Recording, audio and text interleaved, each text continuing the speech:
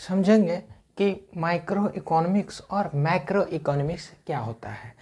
तो micro economics मतलब होता है छोटा। यहाँ शब्दों यहाँ देखिए, यहाँ है माइक्रो, आई लगा हुआ है, यहाँ लगा है ए, यानी मैक्रो। तो यानी यहाँ समझेंगे, अगर कन्फ्यूज़न होगा कि माइक्रो और मैक्रो में क्या अंतर है, तो सबसे पहला यहाँ वर्ड देखिएगा।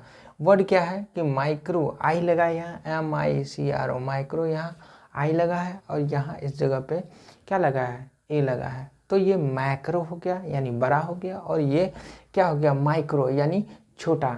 छोटा व्यष्टि अर्थव्यवस्था कहलाया। तो यानी माइक्रो मतलब छोटा। यहाँ व्यक्तिगत आर्थिक एजेंट होता है जो बाजारों में आर्थिक भूमिका निभाता है। अब कौन कौन निभाता है, कैसे, ये आई से सब, आइए माइक्रो में आई से भी संबंधित होता है। जैसे एक उपभोक्ता बाजार में गया और वस्तु खरीदा, तो क्या वो अपनी आय कितना हुआ वो उसी संदर्भ में उसी के हिसाब से वस्तुओं खरीदेगा, तो वो आय से भी रिलेटेड हुआ। तो ये आय, उपभोक्ता क्या करता है, उपभोक्ता वस्तुओं को खरीदता है। तो ये छोटे स्तर पर भी है, ये व्यक्तिगत स्तर पर भी है, और उत्पादक भी है। उत्पादक वस्तु एवं सेवा उत्पादक करता है किसकी इच्छा से, तो उपभोक्ता की इच्छा से उपभोक्ता की खरीदती है। अब उपभोक्ता खरीदती थी, इसका भी आय शामिल हुआ।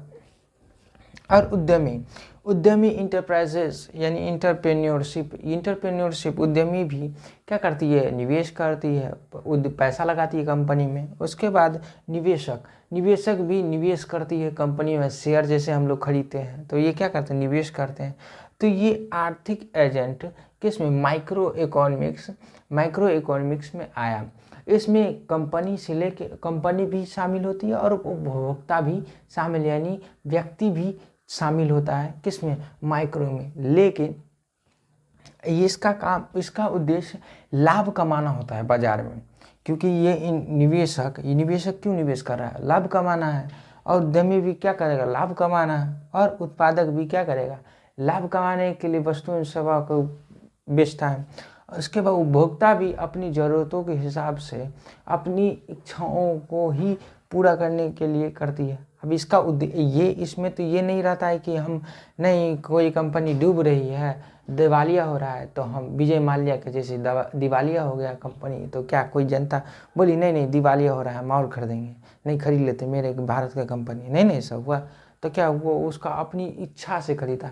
तो इसमें सामाजिक कल्याण नहीं होता। जब इसमें लाभ, कंपनी का उद्देश्य क्या होता है, लाभ कमाना होता है। वहीं माइक्रो इकोनॉमिक्स में समष्टि अर्थव्यवस्था यानी बड़ा होता है, और यह सरकारें तय करती है। इन उपभोक्ता और उत्पादक के बीच में जो बाजार नियंत्रण करती है, कौन करती है, तो सरकार करती है। तो सरकार ये नीतियाँ तय करती है। मैक्रो में सरकार नीतियाँ लाती है, और नीतियाँ लाती है क्यों, क्योंकि इसका उद्देश्य होता है कि बाजार में ना तो महंगाई, मुद्रास्फीति आए, ना मंदी आए, स्वास्थ्य भी देखना होता है, शिक्षा भी देखना होता है, इसको बेरोजगारी भी कम करना होता है, गरीबी भी दूर करना होता है। तो ये सब सरकारें नीतियाँ लाती है, जिससे कि ये इसमें समाज में ये जो हम बताएं अभी वो क्या हो सके, उसमें परिवर्तन आ सके,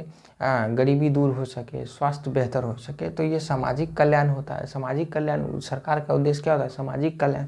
उसके बाद आर्थिक कल्याण, जैसे हम लोग बजट में भी देखते हैं, सरकार बजट लाती है और उसमें घोषणा करती है कि इस सेक्टर में इतना खर्च किया जाएगा, स्वास्थ्य पर खर्चा किया जाएगा। जैसे बिहार में स्वच्छता पर जब अभी ज़्यादा खर्च किया जा रहा है, पेड़ पौधा लगाया जा रहा है, तो क्यों लगाया जा रहा है, बजट खर्चा करे।